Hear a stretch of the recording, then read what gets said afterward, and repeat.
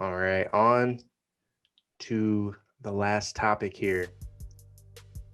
The head coaches, the offensive coordinators, the defensive coordinators, coaching movement around the league.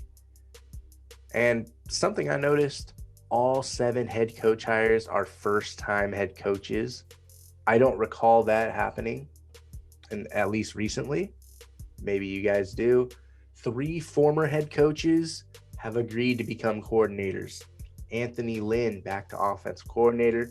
Dan Quinn and Lovey Smith returned to defense coordinator roles. How about Lovey Smith getting back in the NFL? That's interesting.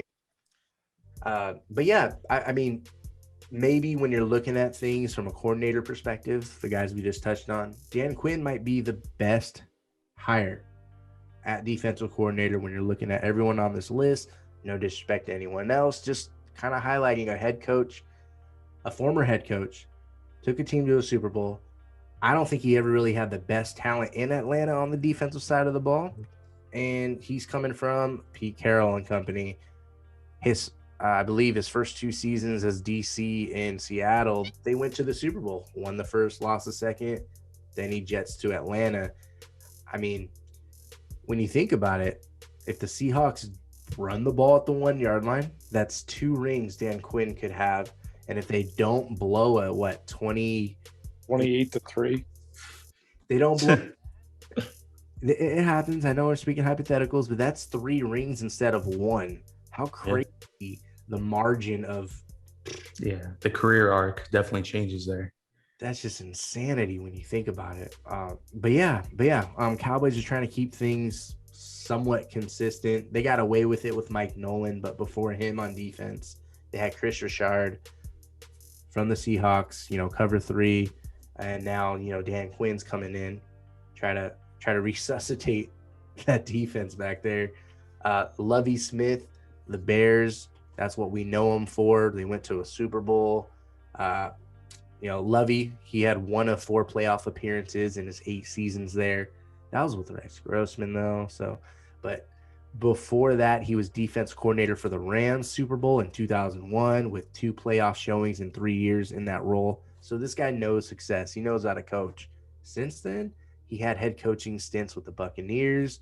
That wasn't so successful. And most recently, over at the college level in Illinois, he brings a 4-3 cover 2 scheme to Houston. Is there any hope for the Texans, at least on defense? Lovey Smith, like it? No? Eh? I like Lovey. I just think ultimately the defense is just missing a lot of pieces at this point. So I don't expect much from them, but I think schematically and discipline wise, they'll probably be there, right? And at least be somewhat competitive. But I don't really see too big of an impact this season, unfortunately. Paul, no love for Smith? No, I mean, I like it. He's got experience. I'm not sure if is he friends with Cully. Maybe I'm not sure what their relationship is before he came in, but yeah, I can't imagine that being the defensive coordinator is the most attractive job for the and for the Texans. But hey, we'll see what happens. Kind of another under the radar DC signing I liked was D'Amico Ryans. He had a really good long career as a linebacker. Really, really smart. Really a cerebral dude. Had some injuries that kind of derailed his career, but I really like his potential as a defensive coordinator, and I look to him. I think he'll move up the ranks quickly. Nice. Yeah, he has Nice. been. I you heard me, during this early on in the off season. I kind of wanted the Eagles to go that way. So, but yeah, we touched upon some of these guys already, just not really in depth. But Robert Saleh on the Jets, Dill, I know you love that move. Brandon Staley of the Chargers, Urban Meyer of the Jaguars. Which one of those are you excited the most about, Dill? Saleh, Staley, and Meyer. Uh, for me, it'd be a toss up between Salah and Meyer. Meyer, I just kind of, I'm curious to kind of see how he kind of works out in the NFL. Salah, I just think he's a good dude and he brings great energy. I want to see what he's able to do with the defense and see how he can kind of build up that offense on with Mike LaFleur over there kind of running the show on offense. So looking forward to both sides there. What about you, Paul? Between Salah, Staley, and Meyer. Yeah, I mean, I agree. I mean, it's hard not to pick Meyer just because, like Dill said, he's come from college. He's going to the Jags, the worst team, but he's also going to get this, Trevor Lawrence to work with. So just a lot of moving pieces. But I think you can be a little more excited if you're a Jaguars fan. You win the draft lottery. You the Jets screwed up their chance at the number one pick, and now you get you get a quarterback you can build around. Get a head coach who should at least have a lot of good experience and a lot of good ideas. But it remains to be seen how he'll do in the NFL. So I think that's definitely the most compelling for me. Nice. Yeah, I'm intrigued by Urban Meyer finally coming back to coaching, but to the NFL. I think we all see the talent that is getting put together on offense in Jacksonville.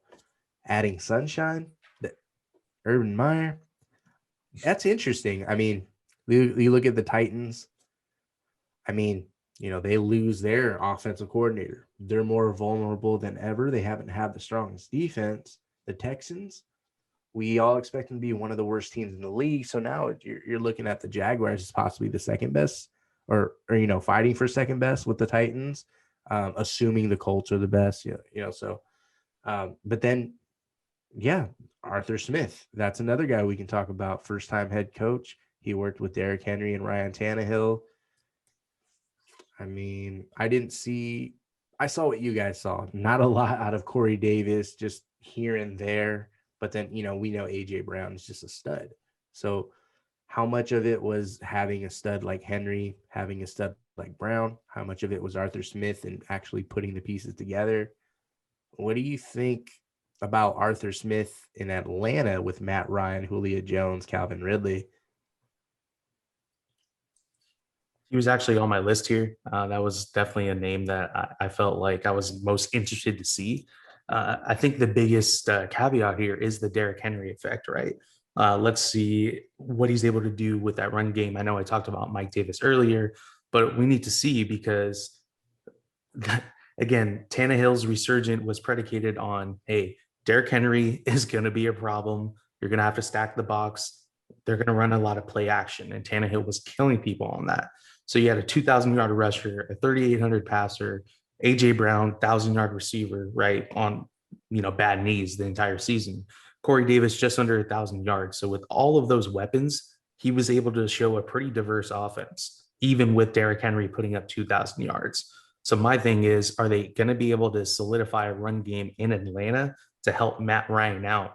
That way he can hit these guys and incorporate Ridley and Julio and some of their other weapons like a Hayden Hurst, right? Someone like that to get even more revitalized there.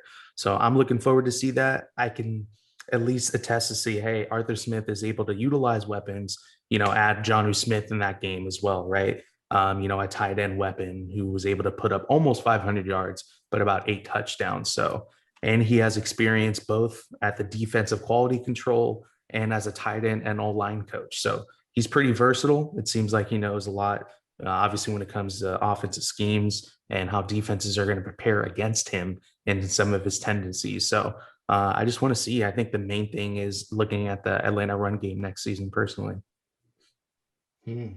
Okay. Paul, between Arthur Smith and it's actually Dean Pease, my apologies. Dean, he actually was DC for the Titans. Before that, the Ravens. Before that, the Patriots. Very experienced. Some of the stronger defenses in recent memory. The combination of Arthur Smith on offense with all that talent and Pease on defense. Are the Falcons back? I don't know. That's a great question. I'm not convinced just based on this.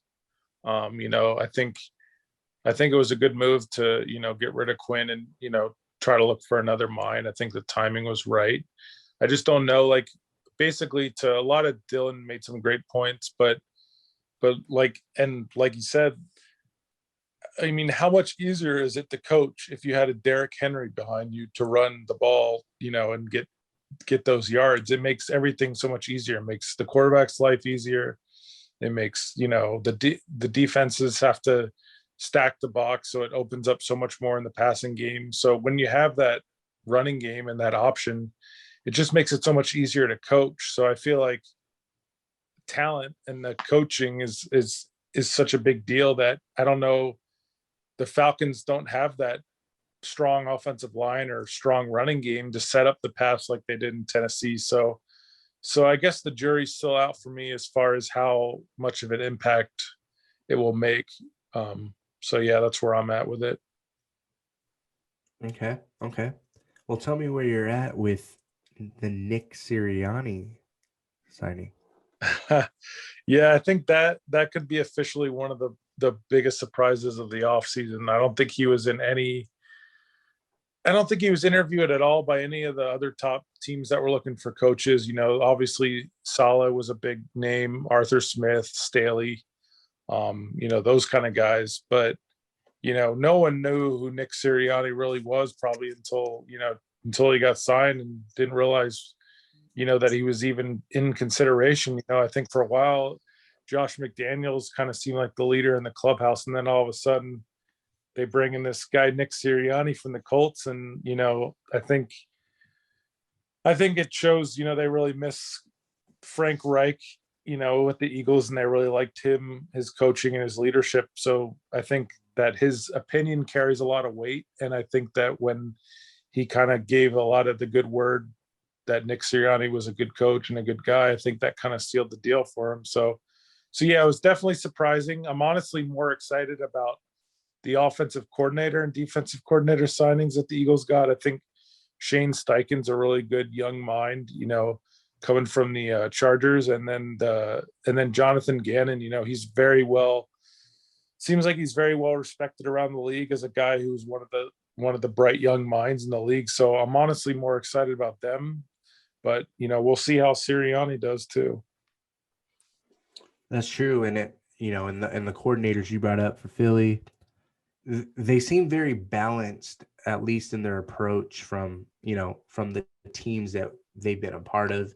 Balanced offense with running and passing, balanced defensively between man and zone, blitzing and not. So I do like that as well. I like, at least on the surface, the balance that we think that they'll come with. That'd be a very refreshing up there. And Dill, I know I didn't throw it on here. There's so many names.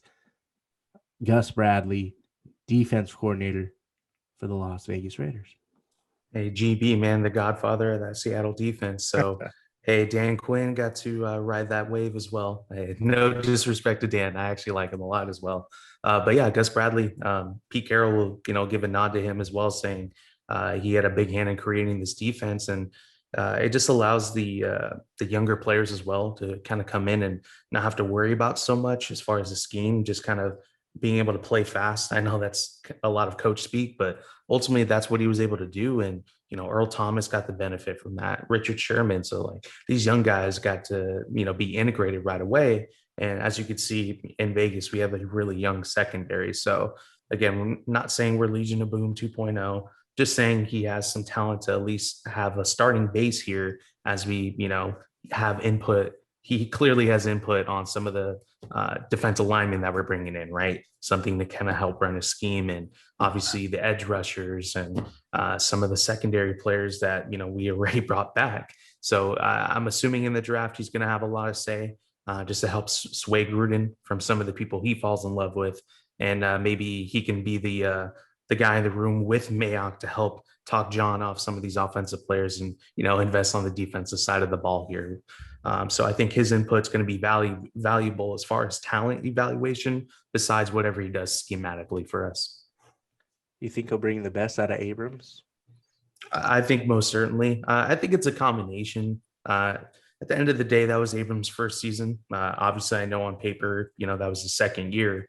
But this is his first time actually being in live ball, playing for more than one game in a season. So some growing pains. And I think, ultimately he's going to be able to have a big effect on him And I think Abram's going to, take that experience from last year and just really soak in anything he has to say from Gus Bradley, because obviously he's been able to coach some good talent, but at the same time, he got to elevate some of that talent because these weren't as like highly touted picks at the time, right? A lot of those dudes in the secondary in Seattle at the time were, beyond second, third, fourth round picks and stuff like that. So even the defensive line, like Michael Bennett and stuff like that. So they're able to develop. And I think a lot of the young players already understand that, and they're willing to listen to whatever he says. And I think Abram will definitely have a big impact this year. And then I did get surprised by the Bears a little bit after years of Chuck Pagano and Vic Fangio. They stay in-house and promote Sean Desai. I don't know if I'm saying his name right. My apologies. Coach up your defense to be elite, and then I'll learn your name, pretty much. But yeah, I thought that was one of the more surprising signings. I read that he's previously coached safeties, running backs, and special teams. So that's a unique background. Very interesting. I'll be tuning in because the Bears expect to have a strong defense. And this is a guy we don't know that only they know in-house. So we'll see. Something that I did expect, not necessarily the name and the place, but the type of hire was Joe Barry to Green Bay. He's been with San Francisco, won a ring with Tampa Bay back in 2001. He's been with Detroit, both LA teams, Washington. He has experience as a defense coordinator. That addition, it aligns with their history with experienced coaches on the defensive side of the ball. They did that with their last 9 defensive coordinators dating back to 1988. I have all the names, but I won't bore you. But 1988 all the way to 2021, and they're sticking to that recipe for the defensive side of the ball with an experienced defensive coordinator that has done it before. I found it very interesting.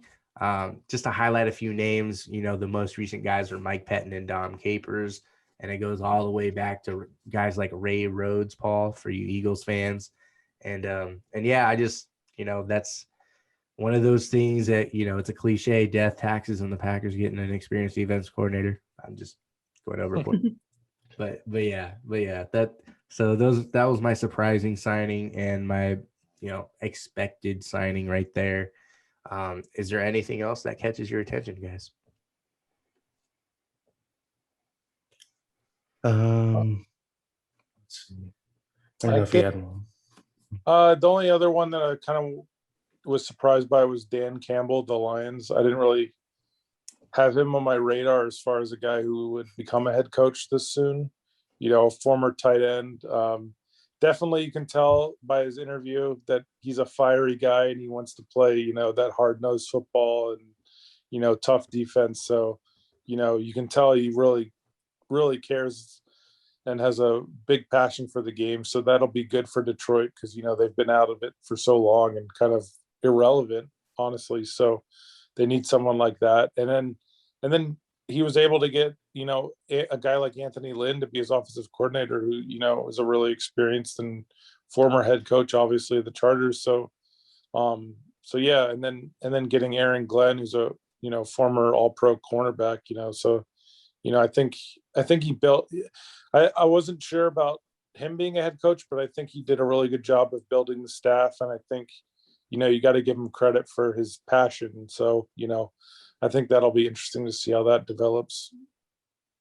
I absolutely like what Dan Campbell did. Anthony Lynn experience, Aaron Glenn, you just mentioned, Deuce Staley, assistant head coach. I like what Detroit's doing. Dill? Yeah, I was going to say it was definitely surprising. I agree with you there. I guess kind of parallel to the Eagles situation in that regard, where the supporting hires is kind of the bigger deal in this situation here. Again, having that experience, Anthony Lynn going through what he's been through, the position coaches, now he gets to focus on just an offense and kind of help out, and, definitely do Staley, getting a change of scenery there for him as well. And Aaron Glenn, as you touched on as well. So, but yeah, I'm interested to just kind of see what they do. Again, I don't know what the results are going to be immediately, but at least like the staff and the direction that they're trying to head in here. So the roster, that's going to be the secondary part as they move forward the next few years. I hear it. I hear it.